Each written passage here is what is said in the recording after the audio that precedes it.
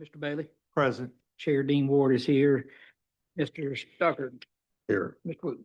Here. Thank you. All right, let's stand for the pledge of allegiance.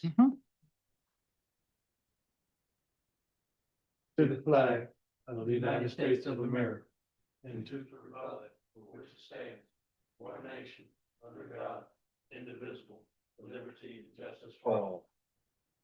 Just make sure your mics are turned on as well.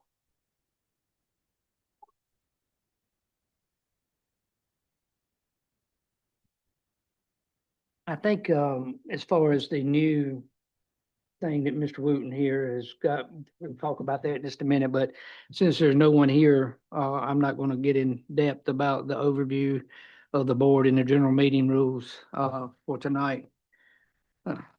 I'll make a motion, to approve the minutes from September the 16th. Has everybody had a chance to review them, and is any corrections that need to be changed? Yeah, I think there's one correction that we need in there. I was absent and my name's not shown as being absent. Okay. You got that correction, Mr.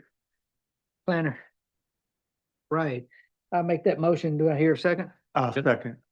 All in favor? Aye. Thank you.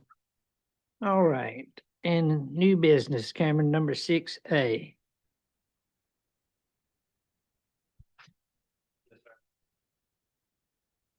See here.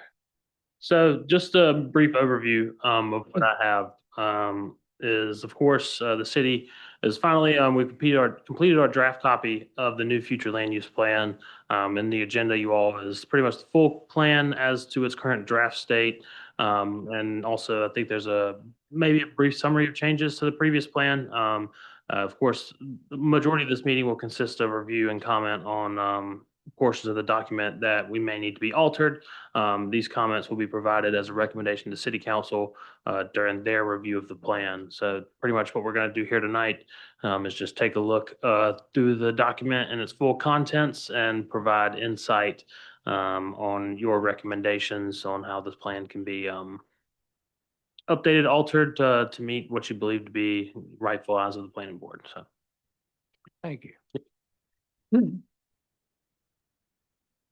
Oh, do I have any suggestions of how y'all want to handle this? If you want to go page by page, or if you want to go person by person and talk about your personal notes that you have by page, how do you want to handle it? We could just go page Page by page. Okay, is that okay? Yeah. All right, let's start on, Here, I'd like to start with table of contents. okay, what One, page, note, one, what page you gonna be on, 2? two. Okay, Mhm. Personally, I would find having hyperlinks in the table of contents to the various sections would be helpful. very appropriate. I agree. no hyperlinks are currently there. That's Correct. hyperlinks.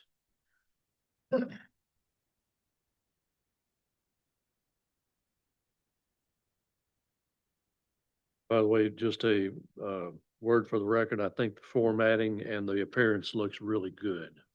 Mhm. Just my opinion. Yes, sir.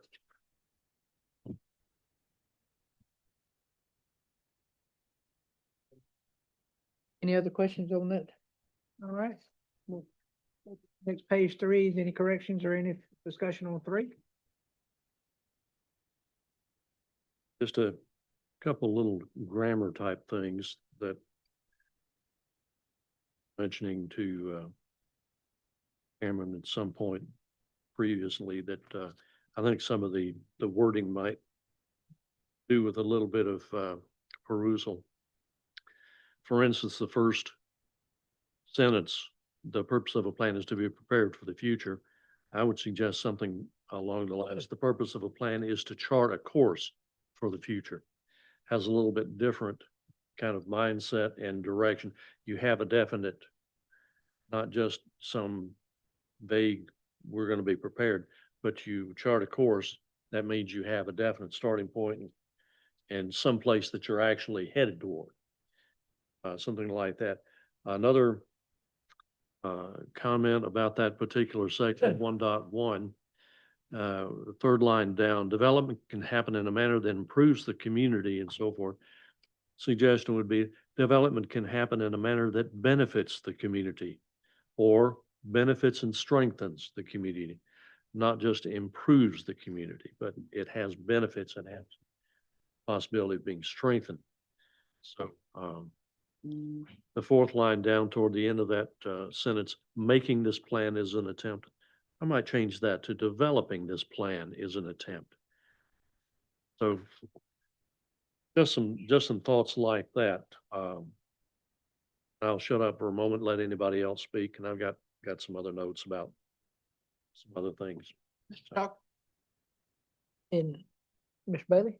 No, So with what we talked, what Mr. Mr. Wood Wood talked said. about that's fine. first, is everybody in Yes, sir. I mean, compliance. consensus of, that's appropriate? I think that would be the best version. Yes, sir. You would note that, Cameron? Yes, sir. I'm gonna go through, you can kind of see up here, I'm gonna try and highlight some of the areas and I'm also jotting them down.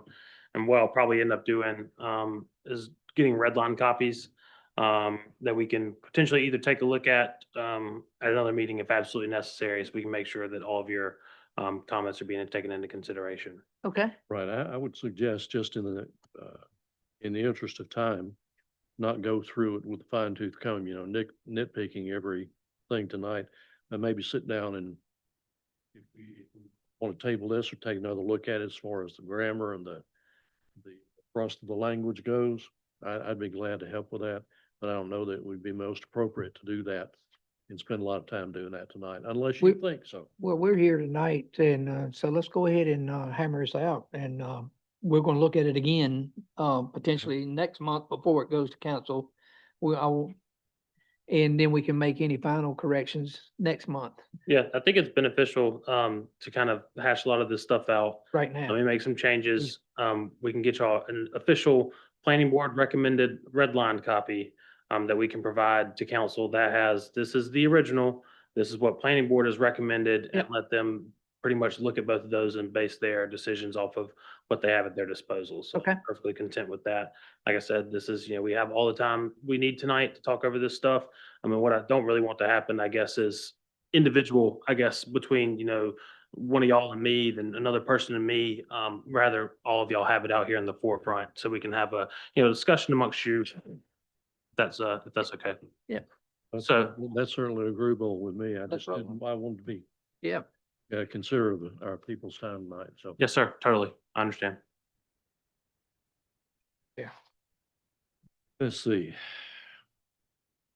So what I have right now is, of course, the purpose of the plan to be edited to, talking about charting the future, correct? Charting the course.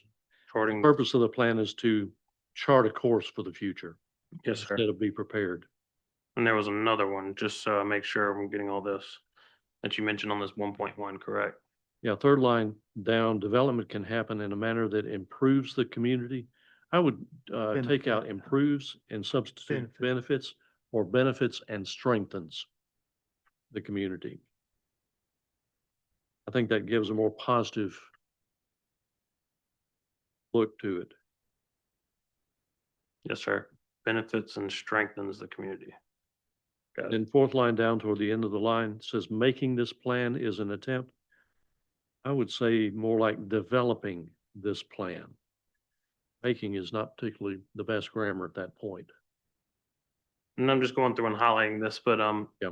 of course, wanting consensus amongst everybody else that Yeah. you all are good with what he's reiterating, so. Yeah. Let's just, we'll keep this informal. If anybody objects to anything without me having to ask on each one, just Then- speak up. Okay, fair enough. Perfect. 1-2. Trying to find my place here. Give me just a second if you could.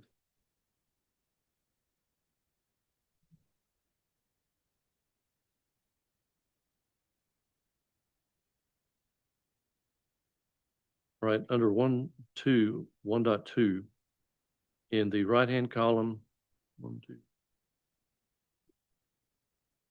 Ninth line down, and this is purely grammatical, the plan's implementation is a collaborative effort. The word should be among. Between is specifically two parties, two things. For sure. Among instead of between, among signifies more than two. I may be wrong in this, but I think a lot of what these relevant existing plans may be some framework and language from those previous plans that have been included inside of Mhm. here. But we can certainly make that just to keep that in mind. And again, these are just suggestions. Throw them out for consideration. Have no issues with that.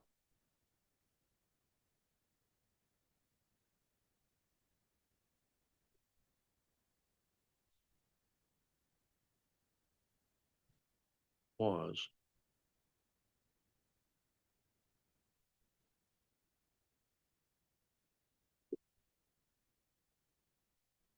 Somebody else talk for a minute while I try to find a place.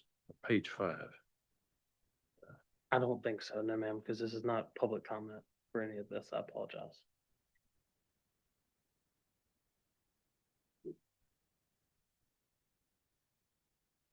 Are we talking,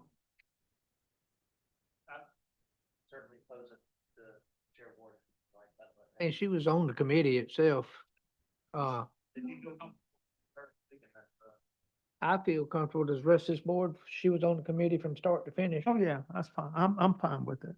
There was a change that I recall that I had in my notes that said instead of grow downtown on 1.2, it was support local businesses. But it could have gotten lost in the, Under the public input for this plan showed desires to grow downtown. You wanted that? what I have in my notes. Grow downtown. That's it. It's right under the public input.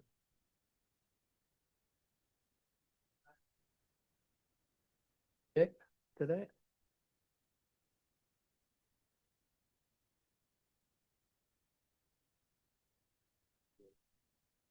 Change that too, Cameron. I think collectively from the community, that's what they agreed. Was, They just said it wasn't the same. I won't get started till page 28, so you got a few more minutes, Mr. Wooten. Okay.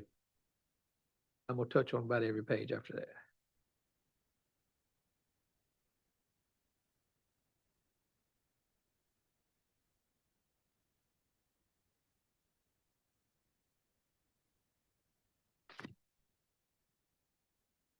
The other things are just insignificant, but Okay.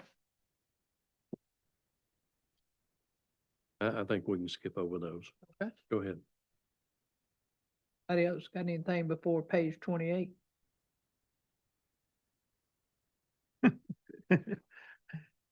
Yeah, hold on for a second there. 28, we're gonna go from. So, Here. Well, I just assumed everybody made their own notes and I didn't see the- nothing that stuck out to me prior to that. all right, we can rock and roll to 28 if that's okay.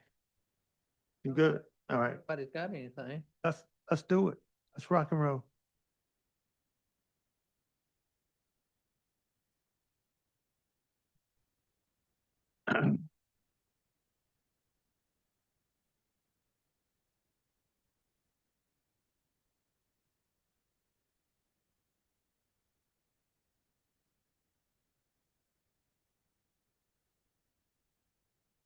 Second here.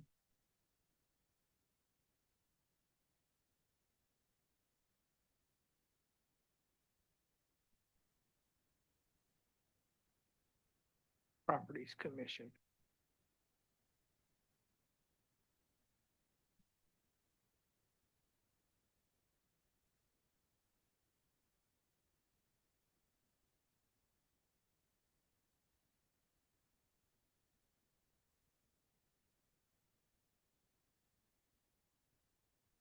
Had this highlighted here for a reason. The city of Graham has developed a partnership with the Alamance County Historical Properties Commission, whereby the commission handles all the city of Graham's landmark designations to the state of North Carolina.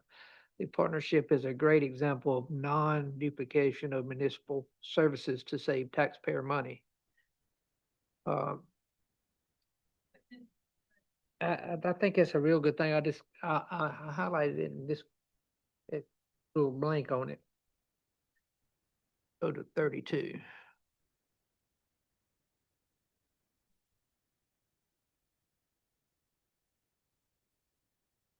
So in, under public transit there in 32.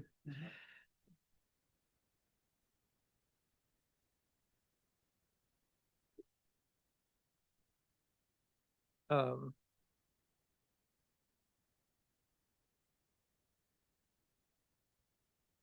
I wanted to change a little bit in 32 under public transit. We also have ACTA now operates a micro transit program. Okay. Which allows riders to schedule at a once pickup like Uber or Lyft. And the program was launched in October of 2025. Can we get that in there somewhere? Yeah, for sure. I think if it's something, I know we do have mentioned about ACTA in here, daytime transportation, but you're saying it's more, because scheduled a day in advance, that's something different, correct? It's more immediate? You have to schedule a day in advance. Okay, The program always existed, but Peter went back, the guy that's over at. Yes, ma'am. And got a grant, and microtransit is an addition to that thing that you request the day before. Mhm. So it's free if you request it the day before, but if you use their app, you can use it just like Uber. You can say, I need a car here in the next 15 minutes. okay. And it's $2. That's a huge deal for, people getting to work, people getting to school, education, all that. I think it's definitely, I would agree, it's definitely worth.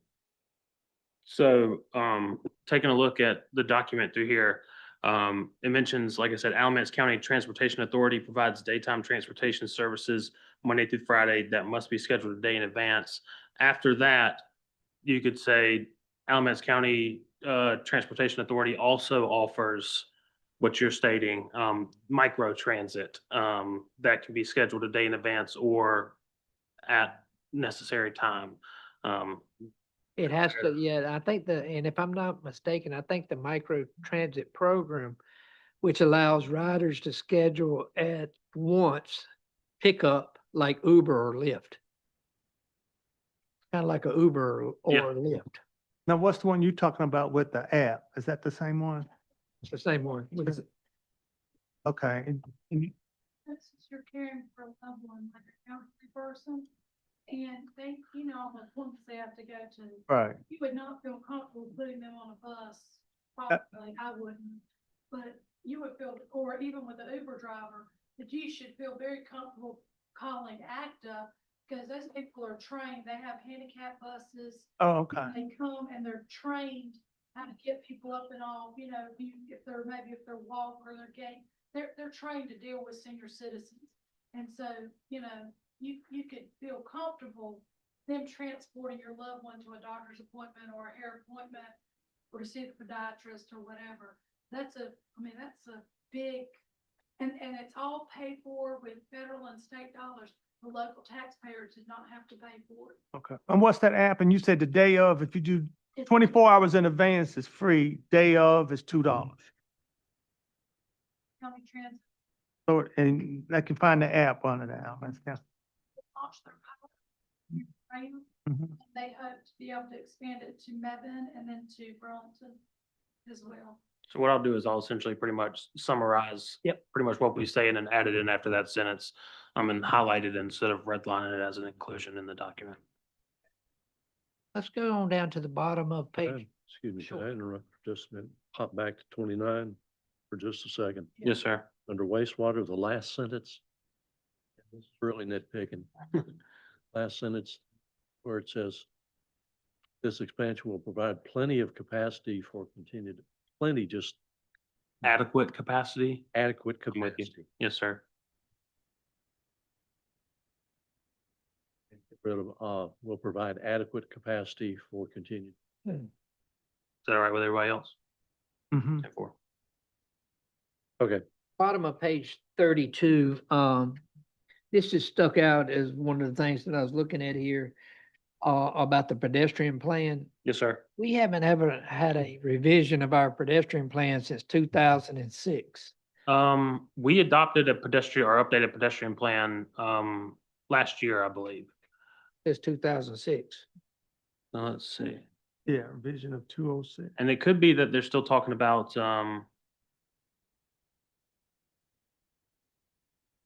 community facilities and services. Yep, certainly. Shouldn't be too much of a problem. So I'd like our new pedestrian plan, if we have one. I don't recall, Yes, sir. did that come before us or did it go before council? I think it went straight to council. Yes, sir. Okay, all right. They referenced the, link transit plan being finalized in late 2024 too, Cameron, on that same page 32. Link transit plan. Yeah, it's the third paragraph up. So if, Seventh line down. if it got, did it get finalized, that link transit plan? If so, we need to. Link Transit is currently developing a 5-year plan that should be finalized in late 2024. Yeah, I guess we can take a look and see if that has been finalized. Essentially, what that would probably change is just Link Transit completed their 5-year plan set out for the date, whichever it's referenced.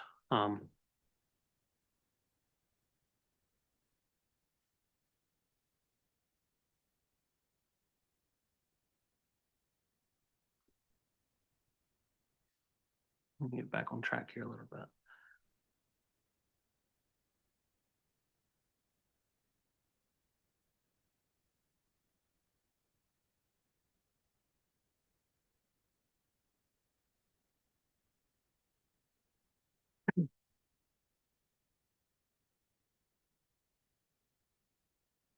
Let me know when you're ready. Good. Yes, sir. Okay. Also on 33, the rail and other, do you think we need to put something in there about to mention that there's a new transload facility rail access in Mebane? Sure, certainly. Okay, let's add that in and Will you say that one more time? I'm sorry. it's a transload facility for rail access, Transload, load, transload facility. and it's in Mebane. Yes, sir. Rail accessed in Mebane. So people want to unload off the rail. It's cargo, isn't it? Yep. Yeah. Yeah. I feel like I've Simply heard like a this. dock. Is- Port. Yes, that we do, that we have one up there, you know, where REI, is that REI? REA? Yeah, REA, because they have that, yeah, REA. There's, Yep. there's already a spur there, and Yeah. it used to be when I was young, when I was little, you know, you used to see cars lined Yep. up there. Yeah, and they have the dock there, the floating, they call it a floating dock there. Yep, And forklift ramp and everything. at a meeting recently, and they were talking about what a big difference that, like, that could bring a really big, Economic. business Mhm. to the Graham or even the Burlington area, because it's right there on the, you know, right there at the Rail. line. But, yeah, It's basically like having a huge truck terminal. Yeah. For trains. right, exactly, but they offload there and then tractor trailers could back up there and just take it. Yeah, because they have the dock there and the ramp for the forklift to go up and down, yeah. Yeah. These are things that companies look at when they're looking to locate somewhere. Yep. So it would be great if we had, because it could literally be a reason why a business doesn't locate somewhere, because they need that. They get a lot of stuff cheaply on the rail line. But, you know, having it in Bevan is not so far away, but even having it in Graham right there would be great too. Especially in light of the fact that we're becoming such a logistics center Maybe you here. could look at, part of the plan would be to look at opportunities to expand, the, Transload opportunity. the transload, facilities to Graham. Could it be in that light of that transload facility is located in Mebane? The city of Graham should advocate for developing or bringing one into the city Or the use of one that's already in the city. for sure. So just something essentially that to the extent of bringing something like that to Graham. I think, Something to the effect, developing a transload facility within Graham would be a higher priority. Sure thing. And I would probably, if we could, mention the fact that we already have that dock here. And emphasize where that dock's at. Now, I don't know who can use it. I don't know if it would be getting too premature to say that if we can't use it. Yeah, I think, if you just, and I don't wanna, I guess, if it's vague, I guess it essentially states that, we want to bring one in here. Okay. And we also have the perfect area for it. So I don't know if you have to, I guess, specifically call out in the plan exactly where that may be. Because we already have one in mind, it seems like that would be perfect for it. Because there's probably only Yeah, one. the idea, this is a plan, you don't want to put specifics like that in, but the idea of developing, Yeah, I'm totally with Transport. that. That's what, that gives you a sense of, There's a huge one that used for years, remember Dave? Yeah. Yep. That used for years and years, and with the cult gonna be eventually redeveloped at some point, it could be a big thing there. so essentially what I have down here is developing one of these being, the transload, in Graham would be, trying to think of something, I guess, to add after the fact, developing high priority. high priority. High priority, that's right. Perfect. Thank you. And I can add that after the insert about talking about Mebane, and then essentially say, developing one of these same facilities, of course, listing out the facility name in Graham would be a high priority. Yeah. For sure. Under fire protection, do you think we ought to mention something about, the substation that the council had already designated at Graham Regional Park? Future fire substation at Graham Regional Park, and the council already identified that, and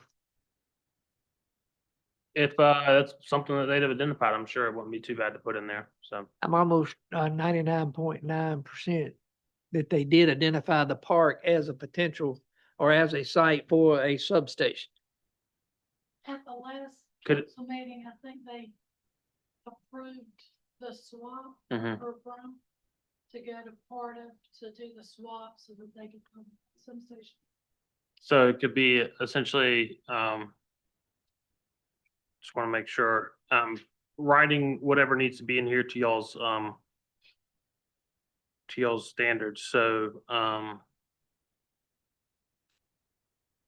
fire substation has been identified inside of the Graham Regional Park.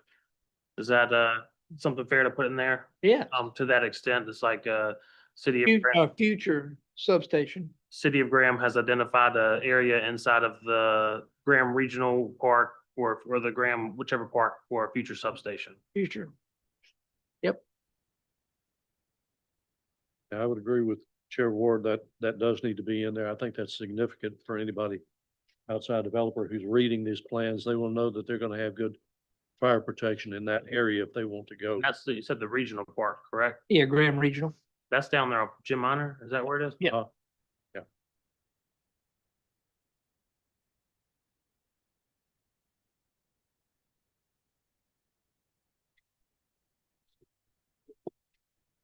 Right now, that's a prime area for development, is it not? Prime. That should be Especially with the Bucky's, not the Bucky's, but the Sheets. Just pull in right there. Jim Minor in 80 and 54. Yeah. I don't know if that Sheets is gonna belong to us, but it will be there. No, it won't be ours. It'll be Swetsonville's, but There, that area, also the major townhome development that's going pretty much right across the street from there, right. but you're right. Yes, sir. City council approved it, a couple months back. Oh, no, sir. Actually, yes, they did. I think they came back and they did their test with our engineers and they confirmed that, it was not, I guess, a intermittent stream, I guess is the term for it. So they're gonna be able to essentially develop it out to their full plan that was shown. Good, all right. Page 40, Yes, sir. South Main Street, Highway 87 Overlay District.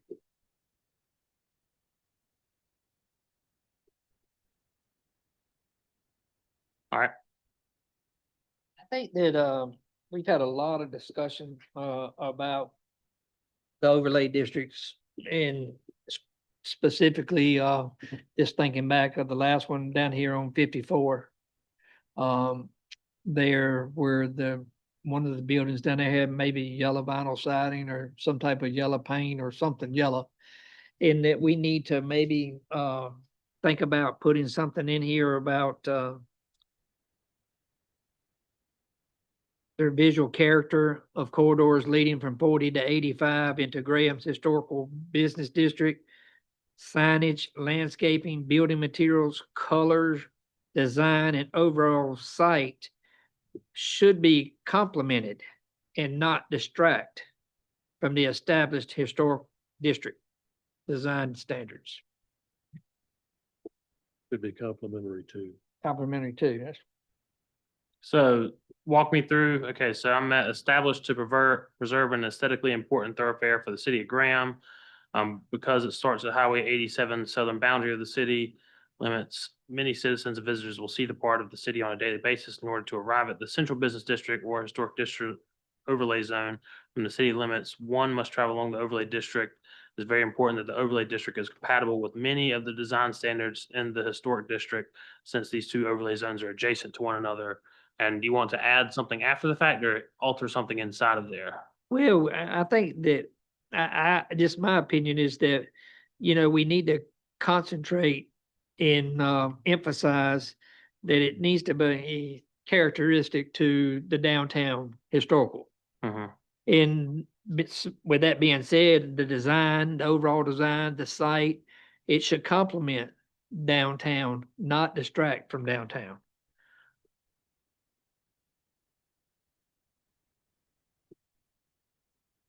Um, I'm more than happy to include, whatever you would like inside of there.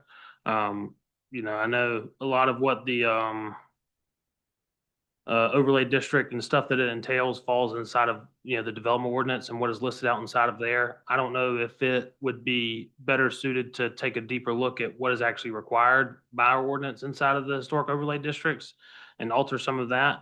But like I said, that's just my thoughts off the top of my head. If you would like to include something here, we certainly can, if that's y'all, what you would like to do. Um, Graham is unique in its own. Okay. It's this unique community with a historical setting in the downtown district. Yes, sir. And I would hate to see it be turned into a complete commercial distraction from what we have here, because we've got something unique that a lot of towns don't have. Yeah. So I don't know if the proper place is here or if it's going and looking at our development ordinance and changing some things in the overlay district there. May I suggest just a possible wording here for that last sentence? Okay. It is very important that the design standards for the overlay district are complementary to and compatible with the design standards in the historic district, since the overlay zones are adjacent to one another. That's appropriate. Okay. Would you like to add that for, I don't think I was gonna ask if you want to add it to the 54 overlay district as well, but I don't know if that one is much as necessary, as more impactful of the, 87 one is. I think that just the 87 one. I apologize to make you kind of go back, Mr. Wooten, but if you could, You're gonna ask me to remember what I said. I know it's hard for me too. I apologize. I know you said it is very important that the That the design standards of the overlay district is compatible with, And complementary to. or is it just the historic district, the overlay district is complementary to? Let me just take it from the top here. Yes, sir. See if I can remember. It is very important that the design standards Mhm. for the overlay district are compatible and complementary, compatible with and complementary to the design standards of the historic district. Perfect. Got it. Since these two overlay areas are adjacent to one another.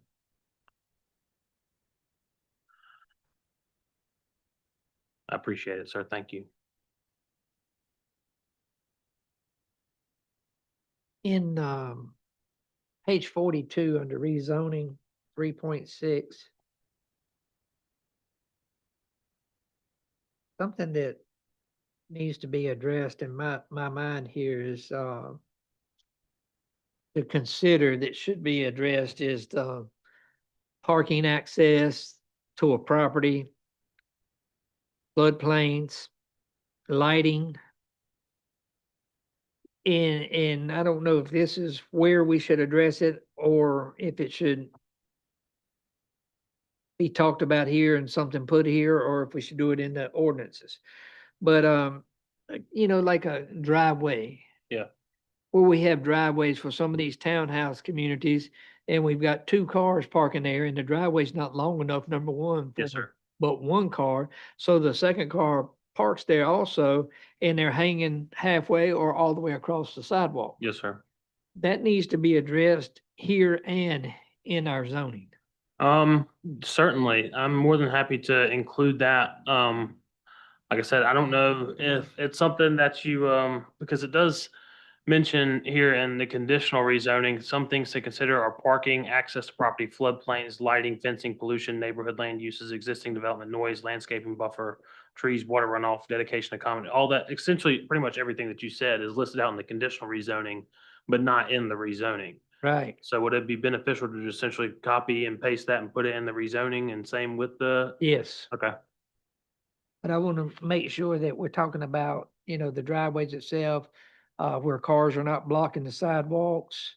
To accommodate a certain number of cars, that developers should be thinking about this when they are in their planning stages and they're reading our comprehensive plan, that they know that they're gonna have to consider, making it big enough, cutting some units out, making it big enough to put two cars side by side and where they're not. yeah.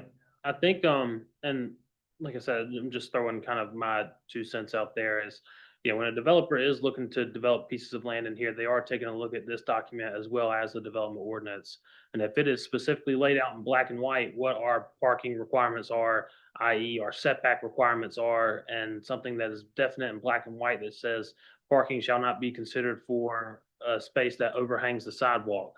I think a lot of that could possibly be defined inside of the development ordinance, and not really have much weight in the rezoning, conditional rezoning sections through here. But like I said, I'm just kind of filtering my opinion through here. If y'all want to include it, I have no issue with that. May I speak? I understand what Dean's saying. I'm not sure I would agree with it. The reason being is that this is a document.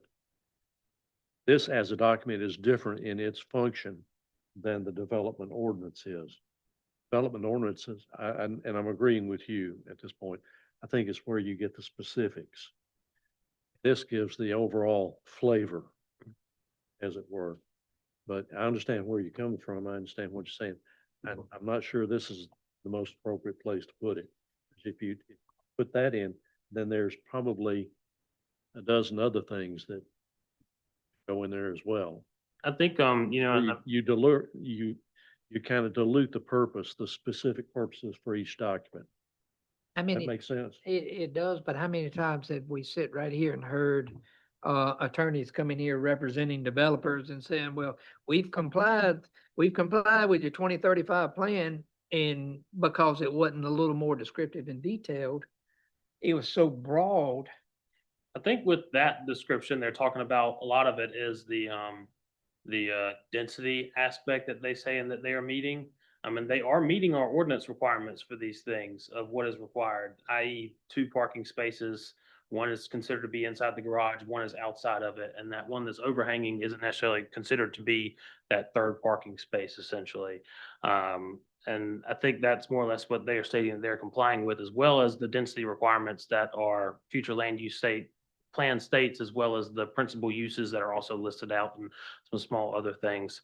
And even going back and taking a look at some of this, whenever it's talking about, a lot of these things, driveways, walkways, pedestrian, I'm second guessing myself if even you could possibly even throw that into the rezoning category, because there's not a site plan that is essentially submitted with a normal blanket rezoning. There's not a condition that you can put on there that says you gotta meet a requirement for 5 parking spaces for this development, or we're not gonna approve it. Because it's just based to whatever our ordinance allows in that zoning district. Basing upon what I see in here is having it more specific to what we can take a look at is more appropriate inside of the conditional rezoning than the normal rezoning, because there's actually a plan being submitted rather than not in the rezoning. But all we're doing is allowing developers or come in, develop, leave, and then we have a strain on city services. And who's going to enforce? Who's going to enforce? That's what happens is in, I've numerous of these townhouse communities around, you can ride by them all the time, and I hear people come before the council and they talk about the cars. I can't even walk down the sidewalk. I've got to walk in the street. Well, whose job is it to enforce that? We're not a proactive town. I don't know what that has to do with the future development plan. So we're going to encourage developers from the get-go.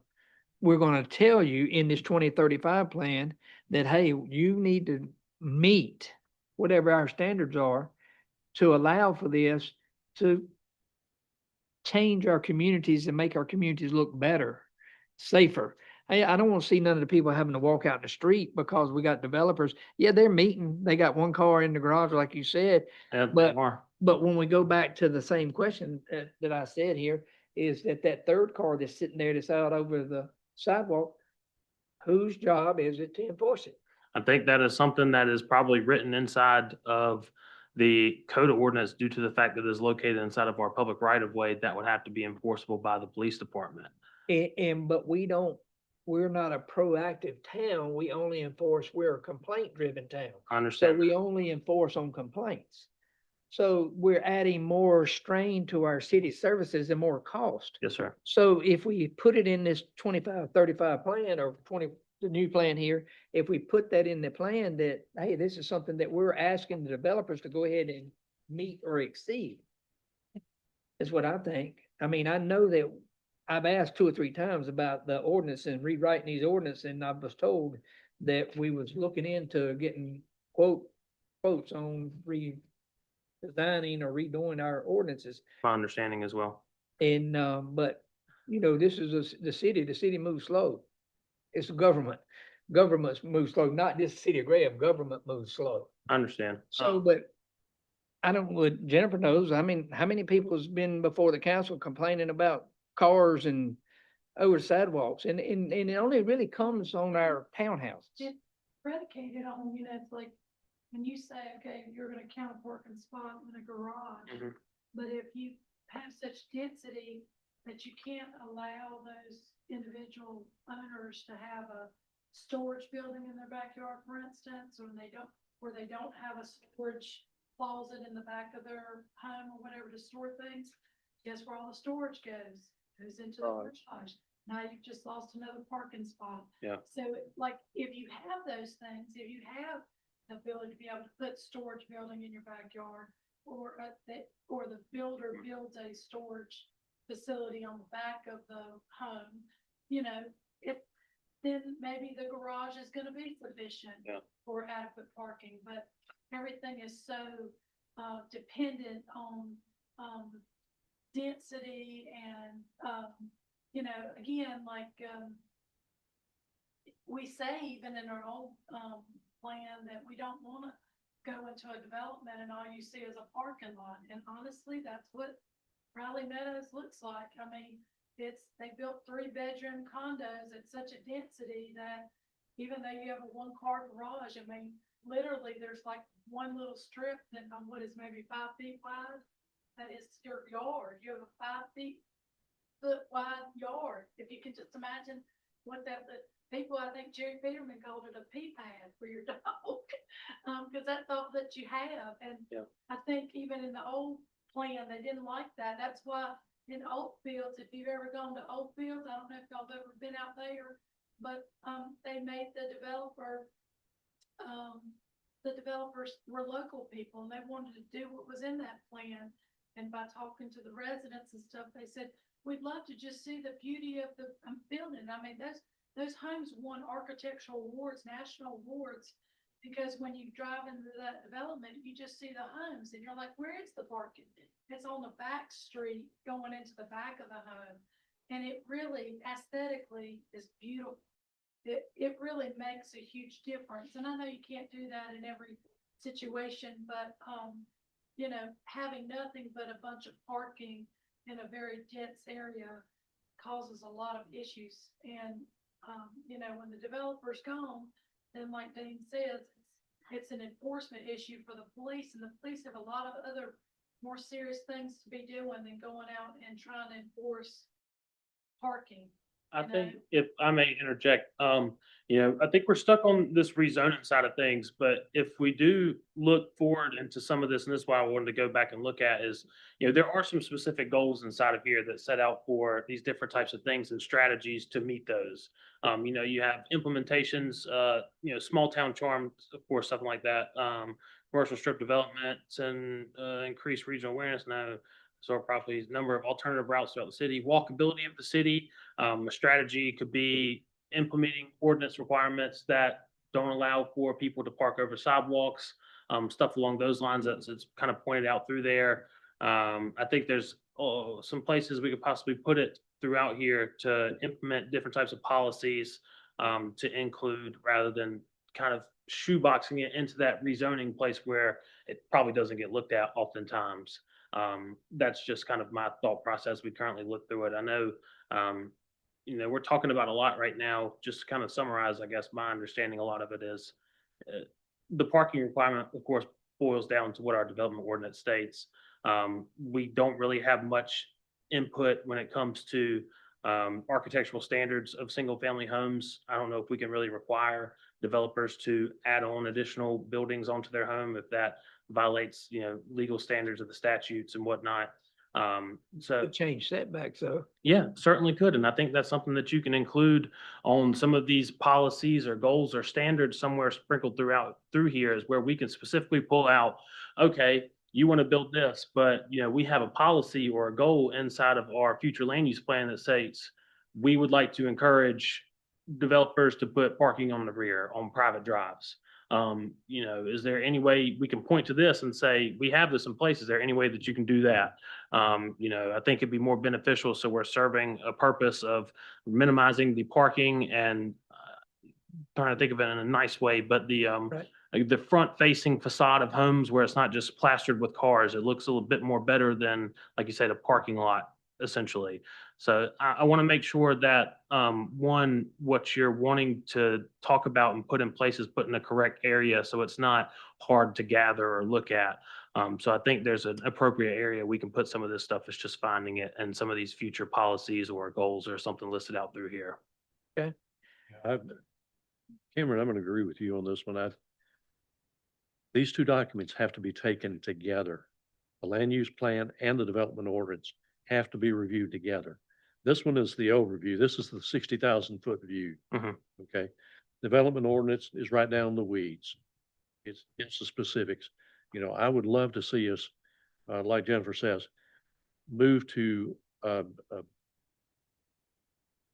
kind of rezoning that typifies that old fields. We've had friends out there, you know, I love that, the way it's developed out there with the alleys and the backside parking. It's beautiful development. And so different from, you know, what we're seeing all over the place.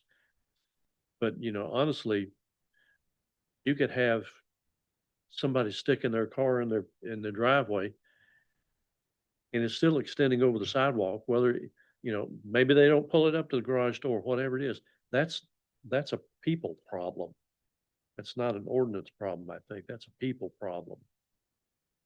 But And you said, yes, there are things that we could do that would help spur people to be decent and courteous, I think would be. But you can't help people be. Yeah. Everybody, but what I'm getting at, it still drains the city's services. I would Prime agree with that, example is, absolutely. the one out there on Lacey Holt Road where they had the parking issues. Yes, sir. Aren't they private streets out there? Lacey Holt Road, Where Ricky, lives, what's it, Valleyfield? Valleyfield. Valleyfield, aren't they private streets? I think they're public. Are they? Yes, sir. I believe they get trash Oh. service from us. They Valleyfield go from River, The cul-de-sacs. oh, They had the people parking out on the road. and those are city-owned cul-de-sacs too. Right. Yeah, So it was a, That was just a strain on city services that we allowed, based on our development ordinance, we allowed that to come in here, that development to come in here with something that's too small. So when I say too small, the turnaround radius too small with a car parked out, if no cars were parked out there. So I guess we should have thought about it ahead and either put the no parking signs up ahead of time to curb those complaints. I don't But- know, it's gotta be able to accommodate a sanitation truck, a fire truck, and a school bus. So I guess. and I think there are places, You've got just no way that you can pick up people's trash, and usually what it'll be is your neighbor will park or have a visitor or whatever, and they'll park, and then the trash that didn't get picked up in theirs is yours, and you're mad because their visitor was blocking that Right. trash can, and so, you know, And that may be something that we need to address but we need to set a timetable on addressing these in the development ordinances where we can go on and move on with it instead of waiting for someone to rewrite it, which may be 5 years from now. Because we're not stopping the issues that are coming up in today's world. Moving on here, just going on, getting a little further down in the weeds here is that I think we should encourage our developers to, keep established natural buffers in mature landscaping and trees and discourage clear cutting. Shouldn't that be something that potentially is in this, right here? totally. I mean, I think so. I think, like I said, it's finding, these different strategies and policies inside of here where they can kind of fall into. I think if we, I want to make sure that, you know, everything is being heard. So I know y'all want to talk about it going page by page. So if we could get back to where we were and 42. and make sure that we're, I guess, going through this in a manner where I guess we're taking a look at it. When we get down to the policy stuff, we can take a deeper look at where we can include some, because I think that's the place to put a lot of this, if it's not already inside of there.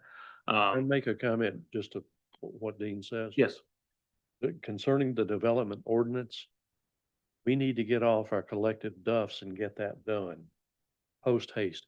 If we've got a new land use plan, it's not gonna be of much use unless we have an up-to-date, current, and useful development ordinance totally understand. that's relevant to what we're seeing here. That makes sense? Yes, sir. Shut up. I don't know. But some of this, I've talked about a lot of my notes that I've made here already.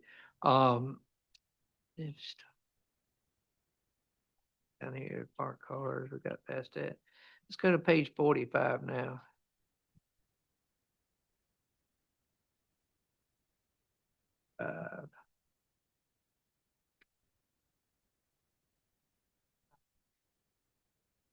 All right.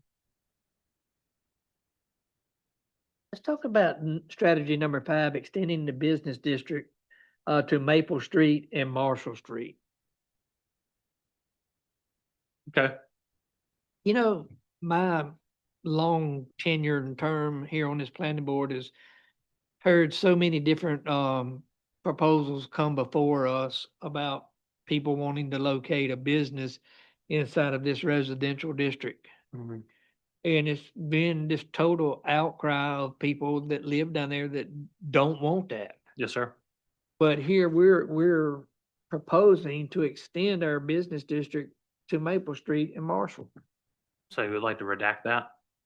I think my opinion would be to take that out, but I want to make sure that the board has a consensus here. I mean, of Yes, sir. everybody agrees or don't agree, but I think that we need to address that somehow because I've heard, I don't know how many different projects in that area come this way and somebody wanting to do this or somebody wanting to put a B2 business down Yep. that way and we either, I think 90% of us has voted it down to begin with us, and I don't keep up with all the time from when it goes to council.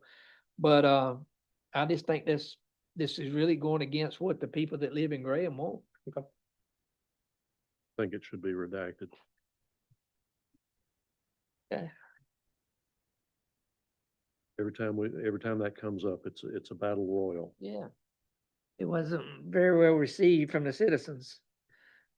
46, under strategies 4 and 5. Let me see what the notes I put there. Section.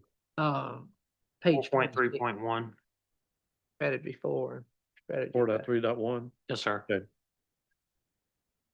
Special care needs to be taken to ensure that the granite curbing is not removed when updates or improvements are made downtown.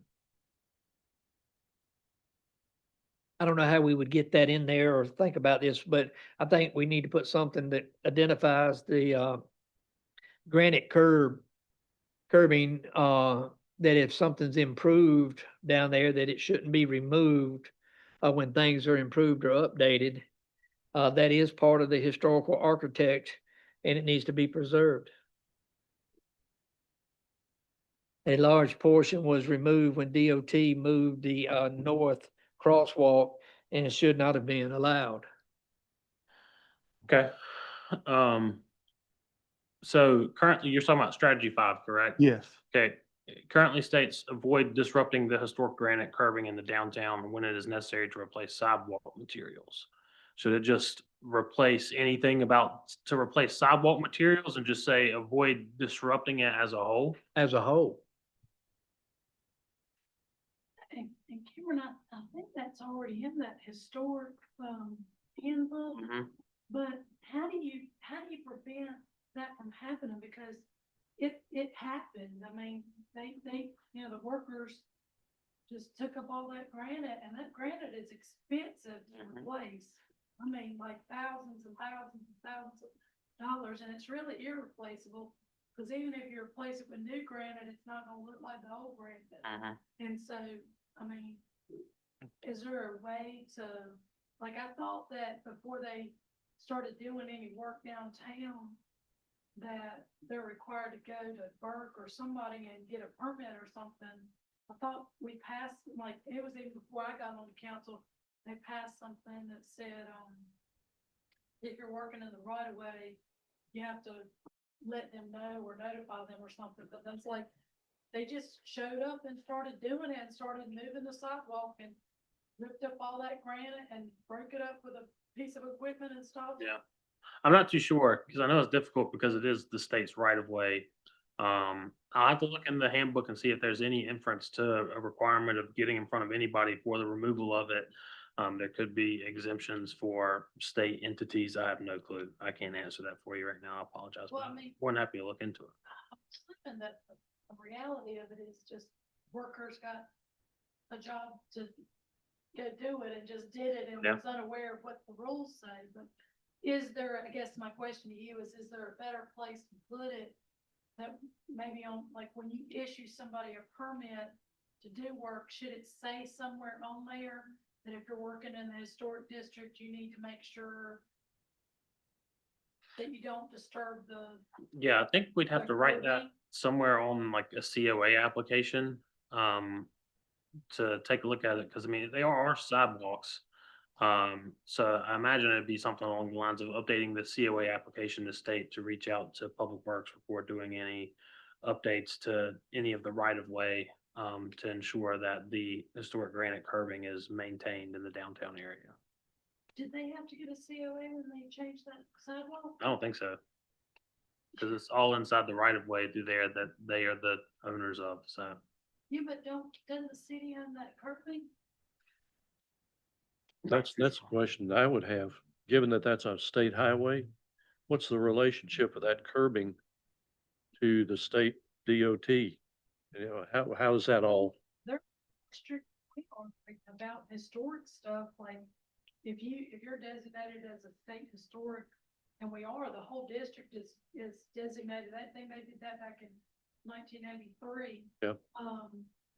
That they're not supposed to disturb anything that's historic like that, but again, like I'm just saying, you can have all the rules you want, but if the person that's actually doing the work isn't informed of it, like, that's my question to you, is like, how do you make sure that that person that comes to get the permit to do it, did they have to get any kind of permit from you? Not that I'm aware of. When did this, Well, that's just crazy, cause I mean, I'm sure they wouldn't have messed it up had they known, but it's like nobody told them, so they Okay. just destroyed it. understand? And you've had a couple of other places downtown where people have poured back concrete, so it's granite, concrete, granite.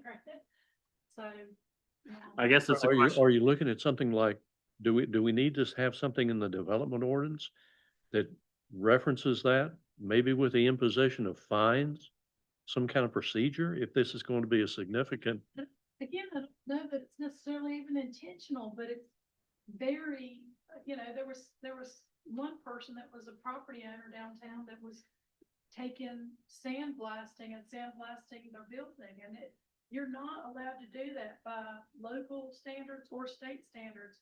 It pits in the brick, and then the brick basically deteriorate way faster than it, that's why they say, please don't do that.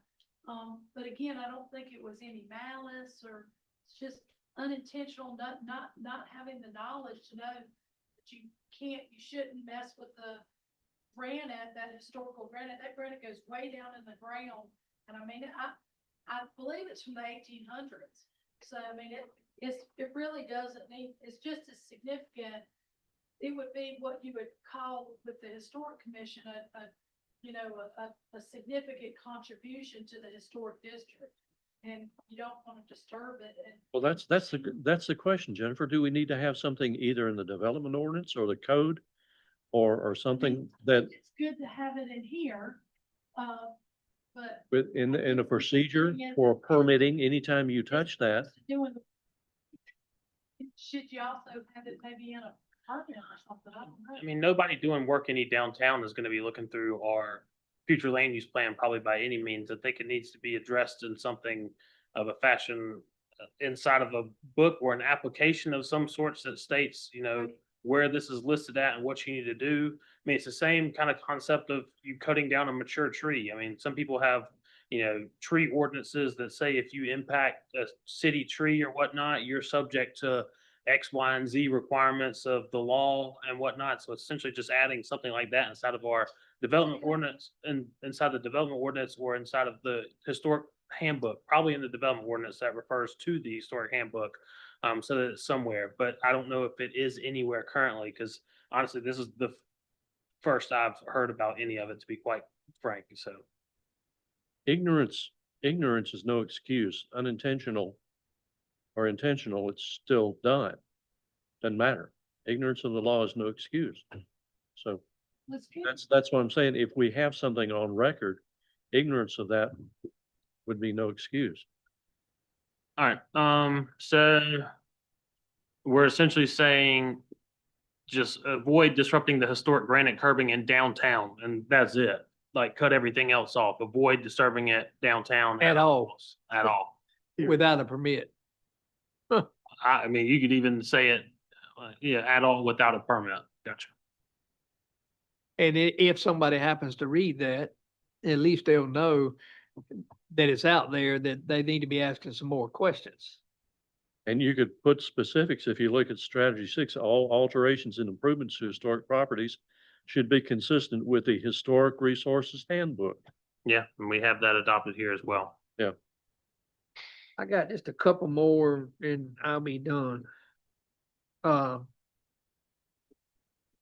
Just a question under, bottom of 46, going into the top of 47, 4.4.2. Improve the walkability of the city. Down under strategy number 9, the very last word there, natural resources, does that belong there? Is that a typo or? Probably not. It probably got kind of rebuffed over from the next title over, so we can take that out. Shouldn't be a Okay. problem. And then, let's go down here to 47 under strategy, page 47 at the bottom, number 12. Encourage the biosales. encourage barrel sales, instead of detention ponds, encourage barrel sales, swales or barrel sales instead of detention ponds, and consistent research methods. Aesthetically pleasing. Yeah, I, I don't see nothing wrong with that. I put that's a great addition there, that strategy. I think this is something new. And I think Wasn't that's in our last. something that we came up during the steering committee. And just to point out, if you look at strategy 8, under that same section, it talks about, or no, strategy 9, develop standards requiring developers to keep existing mature trees and landscaping buffers.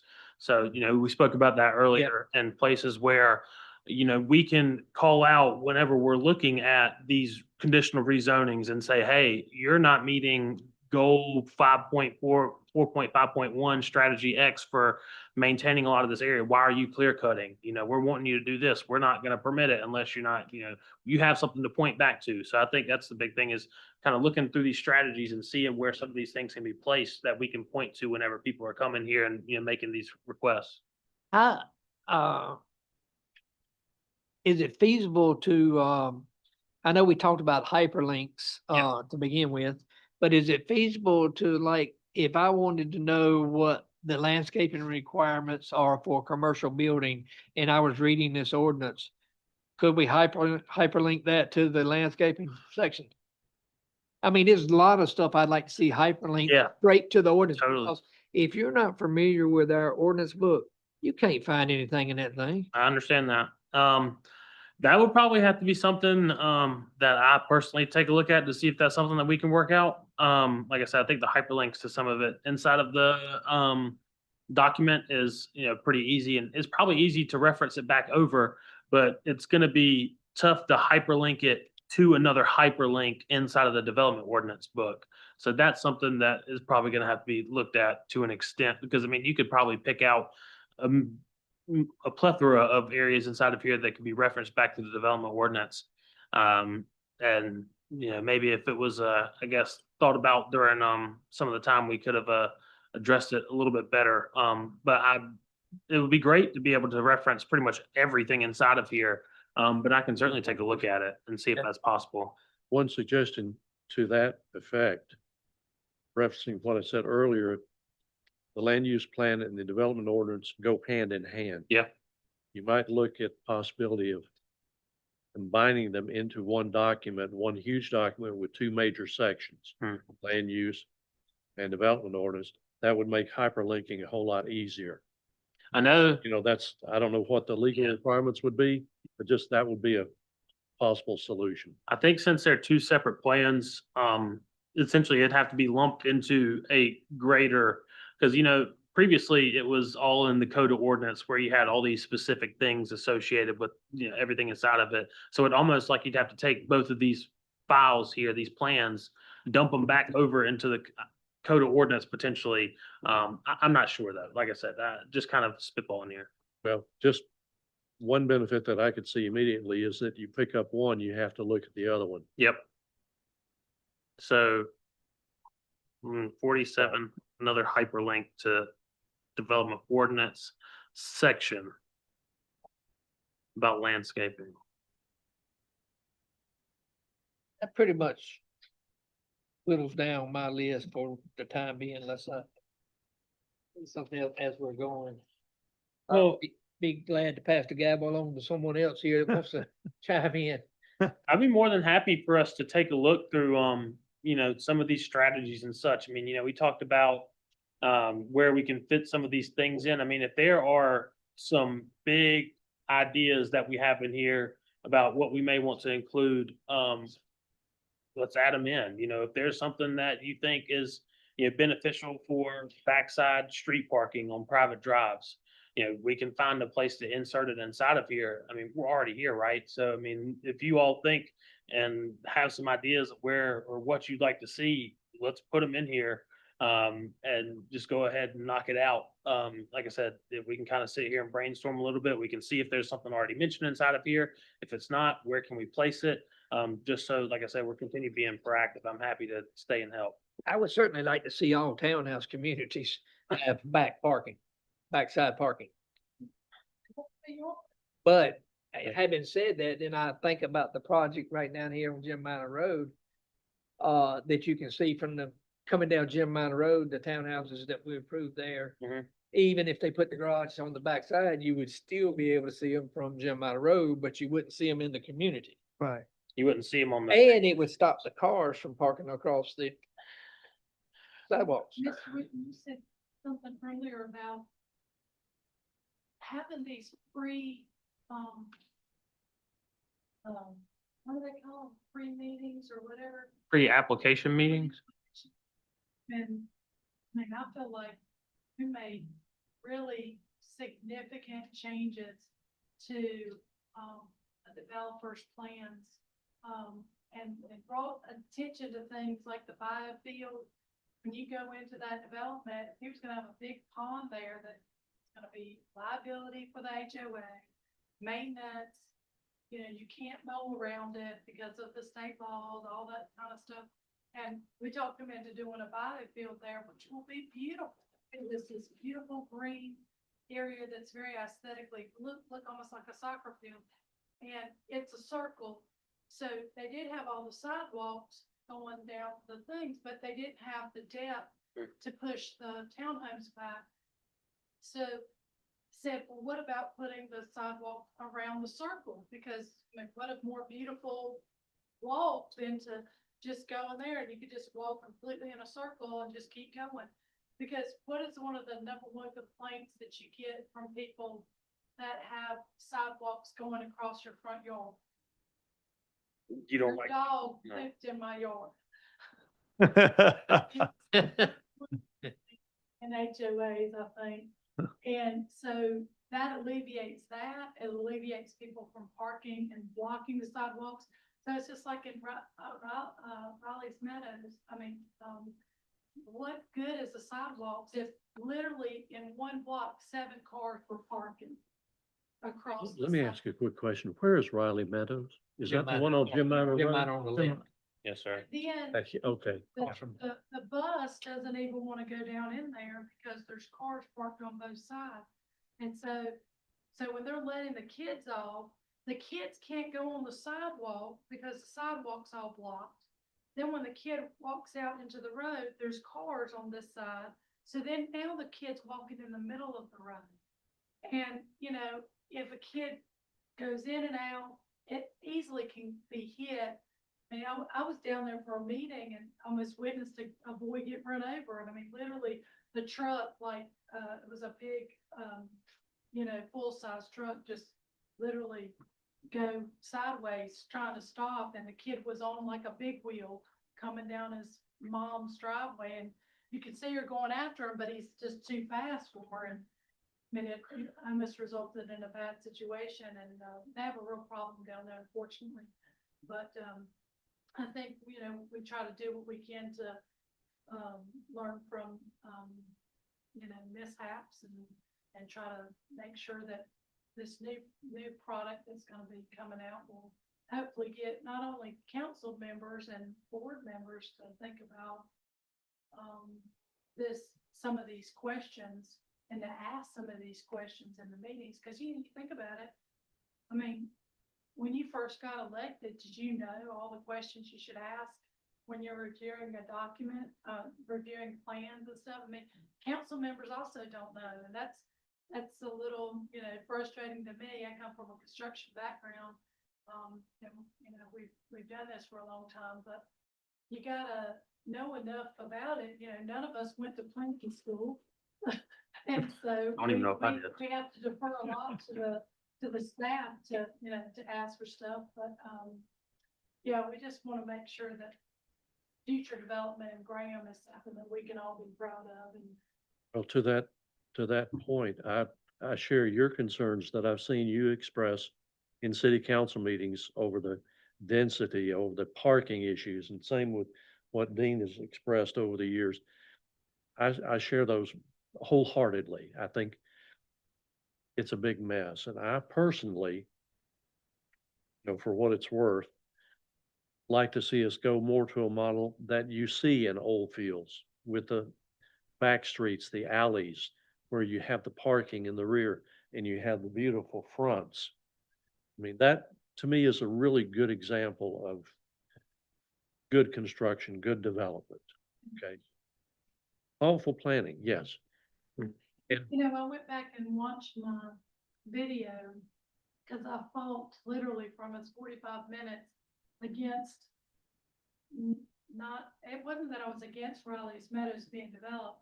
I just wanted some things changed, and the things that I wanted changed are all the things that they complain about now, the parking, I literally like talked about the length of the driveway, and yeah, it's a little frustrating, and, you know, when someone tells you and somebody says, you know, you have a 3-foot setback on the side, you know, a lawnmower is 5 foot wide. You know, you can't, that's completely irresponsible in my opinion, to allow developers to do 3-foot side setbacks. I don't know if you've ever watched a house burn at the beach, but beach property is so expensive, they have allowed those kind of 3 feet setbacks. And one catches on fire and the next one catches on fire, and it literally goes all the way down the strip. That is absolutely poor planning. And setbacks were invented and were created for safety. And for us to ignore that, it's not, to me, it's not responsible. But, I hope that, you know, future projects people will look at that. I hope all of y'all will consider that when you're looking at projects, because, being able to get a fire truck to the rear of a building, or a structure, especially when it's 2 stories and sometimes even 3 stories. These townhomes are even sometimes 3 stories. It's important, you know, and the time to figure out that you didn't have it right is not when you have a fire. And, so, you know, I'm not against anybody developing. I just think you need to develop responsibly. We used to develop with the land. Years ago, you used to take these little flags and you go out and you put little ribbons around the trees you want to save. And now there's somebody sitting with a CAD program and they just completely wipe out every bit of growth there is. Doesn't matter what the topography of the land is, they're going to bring in dirt or take dirt out to make it all just this big flat nothing. And to me, I don't like that. And, you know, grow up with that kind of mentality of just clear cutting our community and putting up cracker box. Everything looks the same. Thank So, you. Thank you. We want to move on. but thank y'all. Thank you. Thank you. Yes, ma'am. Thank you. A lot of, I commend y'all. Thank you very much. Thank you, Thank you. Cameron. I know it was a lot of work, Aye. 70-some pages, and it's a lot of rewrites and everything. Happy to But- do it. It's a good product. I read through it. It's a very good product. Appreciate you. Yes, ma'am. Thank you, Jen. Who wants to take over from where I left off? Anybody else got anything? Mr. Baden? I don't have anything. James. I used to be quiet sometimes. Mr. Wooten, you got anything further? Well, I had some comments and questions over on page 65 where we're talking about unconnected roads versus road network. Yep. And before I get that, one thing, and I want you to understand this, a lot of what I'm saying here is going to harken back to my childhood. Is that I understand what Jennifer was talking about, brought back some very tough memories when I was growing up. A little girl next door to us, ball ran out in the street. We lived on a fairly busy street. She ran out in the street, got hit, knocked about 100 feet, killed her. Hmm. So I'm particularly sensitive to the idea of safety, making sure we have roads that are conducive to people doing the right thing, that sort of thing. So if I get a little bit energetic about some of that stuff, I want I want y'all to know why, because I've seen it. Wasn't pretty.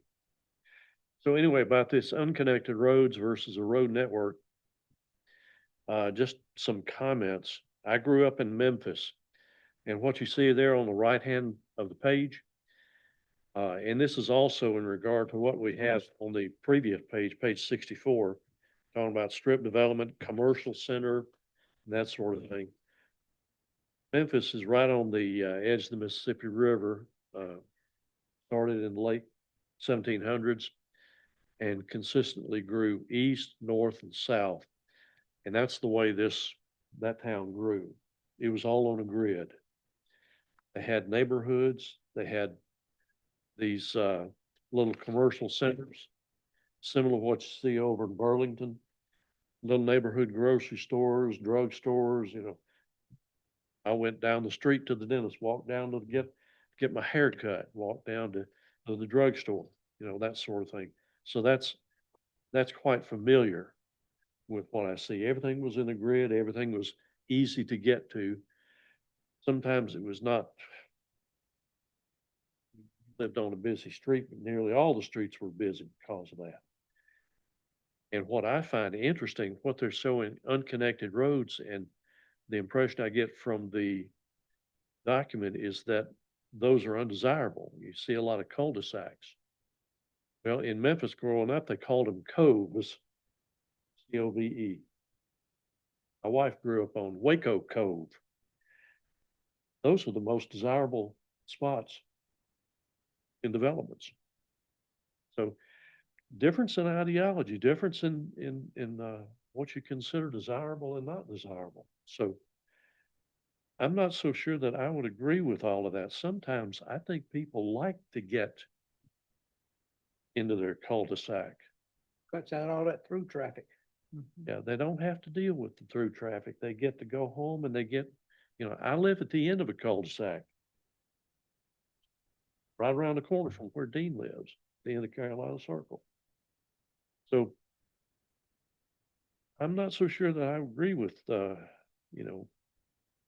touting the road network, that grid pattern, as being more desirable than the cul-de-sac. Just one person's impression. Somebody else have the floor for.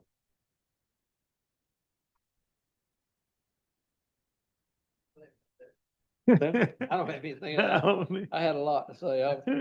I'm sitting back listening now. I mean, I think, I don't know how much of the ordinance, I guess, or not the ordinance, but the plan as in current state is, we can currently change. But maybe it's just a general note on here, on the red line version that essentially says, planning, if this is the stance of you all, as planning board showed pushback on the difference between unconnected roads and road networks, they prefer the aspect of ending dead end streets, et cetera, rather than neighborhood blocks along those lines. I mean, would that be sufficient if that's the ideology of you all? I would certainly, if it's something you feel passionately about, would like to include it in something that's going to city council. I'm just expressing an opinion. Yes, sir. Totally understand. I just want to get out there. I mean, be the one. Yeah. I know. I'm all right with 7.2, the way it's written. So. In the past, that the council's always gonna do what they wanna do to begin with. And, there's stub outs that's been from one community going into another that's never been opened up, and council's overall approved a new project and chose to eliminate that stub out, so I think whatever we say here is not really gonna make a hill of beans when it comes down to whoever's sitting on the council 5 years from I now would agree with you on or that. 2 years from now, so All right. either way. If that's the case, then I mean, if y'all are perfectly fine with me leaving it as is, or I can write something that, Maybe it's not encouraged. Maybe that that the first one may not be encouraged, but is allowed. our current ordinance does allow for dead end streets. Yeah. But it does mention a lot of connectivity of a subdivision to stub out to vacant parcels. I think it's like a shall inside of our development ordinance. So even that might be something else to take a look at, of a change to, I think all commercial ought to be stubbed out to something else. Yeah. Parking lot to parking lot or, Yeah, I think so. We haven't, there's very few requirements inside of our development orders to that, so it hasn't been done to probably the fashion we're supposed to, but, no, I totally understand that as well. okay? And anything else right here we want to discuss tonight? Just I would make the same kind of comments about 7.3 separation of uses versus mixed use. I'm not so sure I'd agree with all of that. I look at that and think, is that wishful thinking? Do I really want a 7-Eleven down at the corner of Hanford Road and Moore Road? No, I don't know. I don't think so. I think this is more, and correct me if I'm wrong, isn't this more wanting commercialized on the first floor and residential above it on the same property or integrated some type? Yeah, and I also think that this type of development of mixed use aspect is called out on the larger scale of the map of a land use zone. Being that we have areas that we have identified where this type of development would be satisfactory according to what our future land use plan says. So I don't think you're really seeing it along the South Main Street or in a residential area. I think a lot of it is actually falling along the lines of where 54 intersects right there with the highway. That kind of where the underpass, right there where they take the left to go towards the challenge and all that stuff down there, or back behind the hotel. I think that center right there on our future land use map has been identified as somewhat of a mixed use, commercial, residential zoned area where something like that may be beneficial to revamp some of that like dilapidated area and may drive some stuff with the current apartment state that's over there as well. Think, you kind of try and keep that stuff a little bit close. I don't think it's looking to do like down south of South Main Street on Rogers Road or anything along So you're those. talking projects more like what we looked at for that parcel across from the post office? Walker Place. Yes, sir. The one that, the, Business retail on the Mm.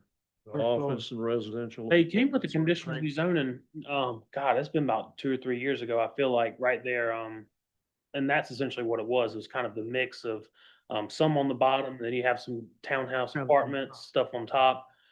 There are areas I think where it is, and I think that really boils down to the whole land use map as a whole. It's like, where do you want to see this type of mixed use development at?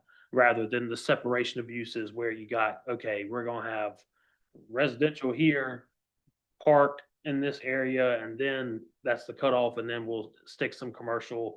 And then I think it really boils down to the map as a whole and what we're looking at. If you would go down to Cornelius or Huntersville, you'll see a lot of this mixed use.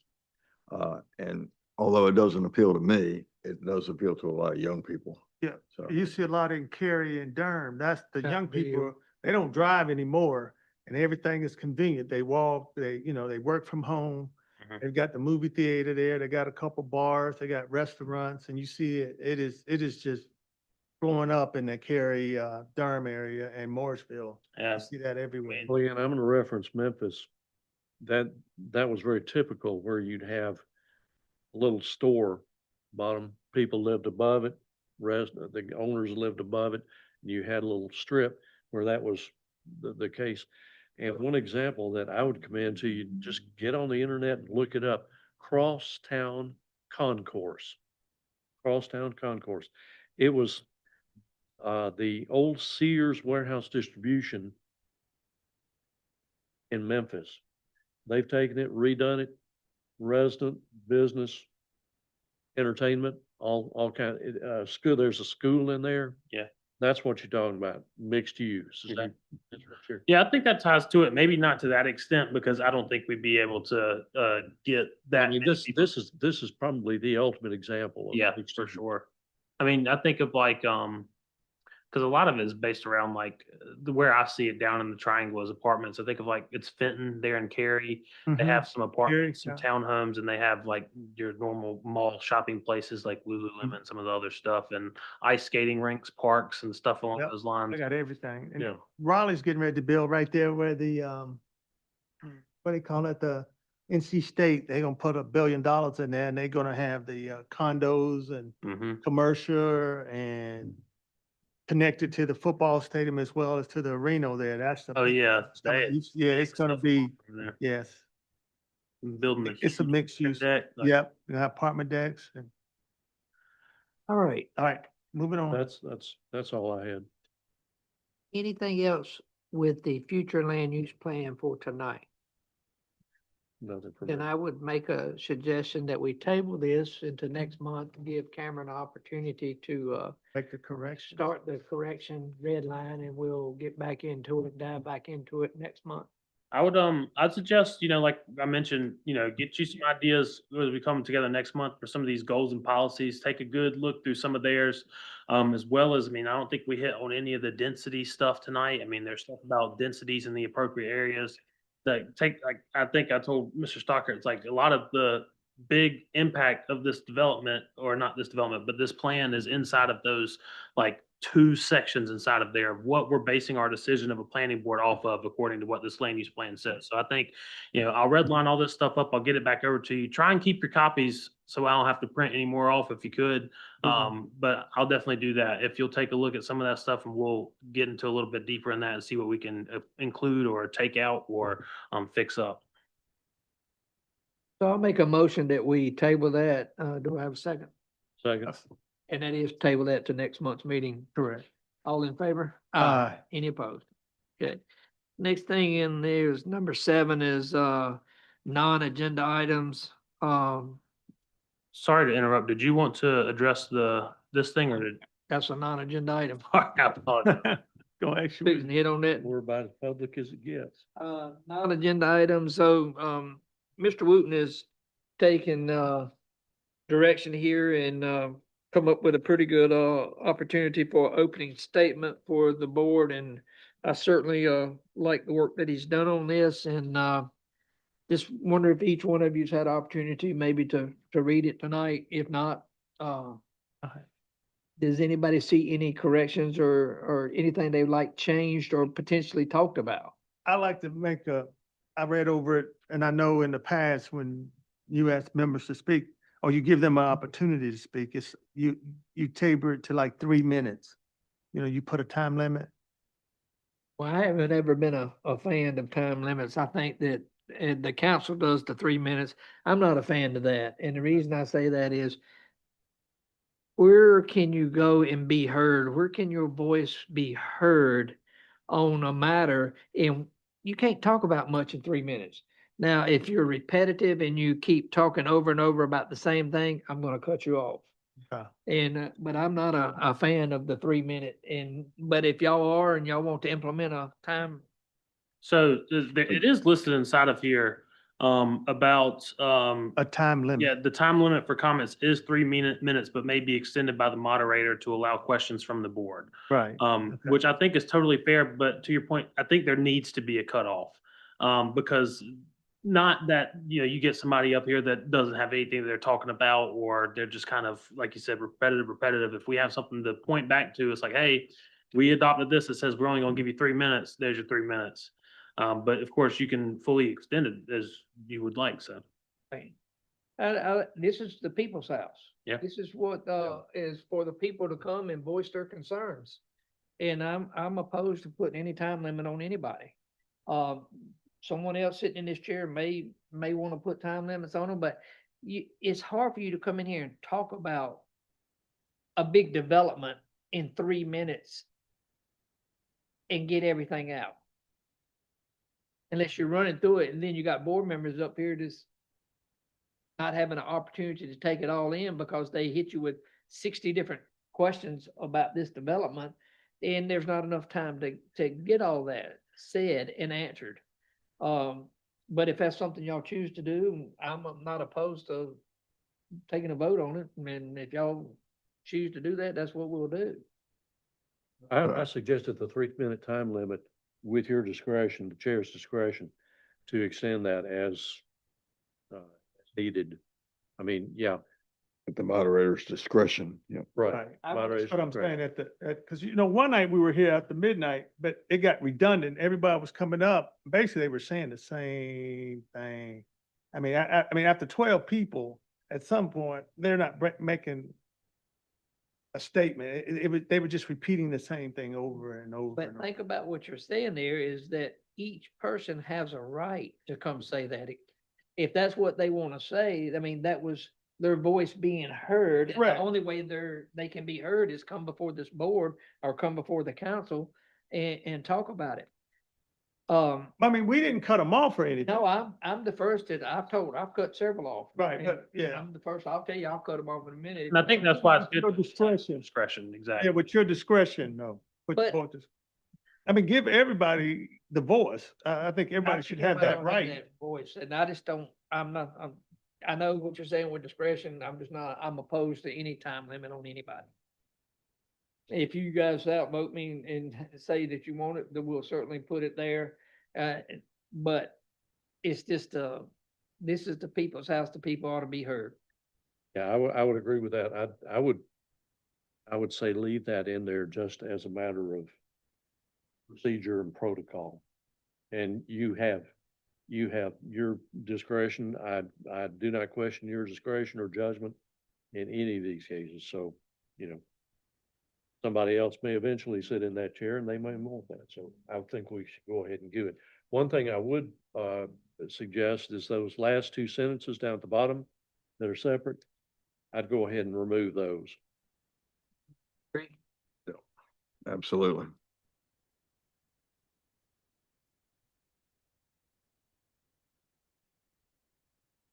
Other than that, there's, any other changes, redactions, or additions want to be recommended? Not gonna hurt my feelings in the least to So if not, then I will make a motion, that we, approve this, writing to be added to the planning board's authority, that will be read, before every meeting, outlining the procedures. And also request that staff place this as an official document in every agenda package that goes out. If somebody downloads the agenda from online, they would have that in there and maybe already know what their responsibilities are before they got here. So I got a motion. Do I hear a second? Do you want to exclude the last two sentences? Two sentences. yeah, Excluding the exclude. last two sentences. Well, I'll second that. All in favor? Aye. Any opposed? Okay, and I got one more, Non-agenda. non-agenda item. Cameron, I've talked to you a few times and I'm gonna ask you about that trailer again on Elm Street. Is it still out there?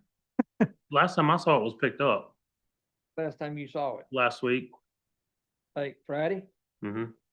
It was there Friday when I went by there. Now, I don't know, I didn't go by there Friday afternoon. Yeah, let me go take another look at it, but they mentioned to us that it was picked up and I sent somebody out there to take a look at it and they said it was gone, so.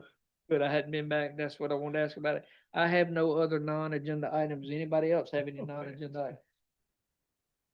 items? Does staff have any comments that they want to talk about? God, I feel like I did. But I completely forgot about them, honestly. Board of Adjustments, has that been resolved? Thank you. Yes, sir. As we currently understand, we're still at a standstill. They are pushing things off with the potential appeal request to the Board of Adjustments.